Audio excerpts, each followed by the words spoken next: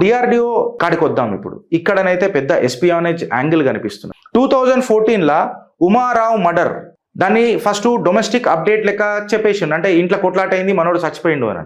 But దాని తర్వాత 2018 BrahMos engineer arrested for leaking sensitive data. BrahMos అంటే ఏ మిజైలో తెలుసు కదా, ఆపరేషన్ సింధూర్లో.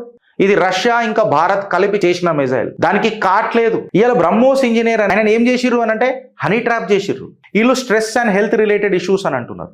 హై స్ట్రెస్ వల్ల ఇంటెన్స్ సైకలాజికల్ ప్రెషర్ క్రియేట్ అవుతున్నది అని చెప్తారు.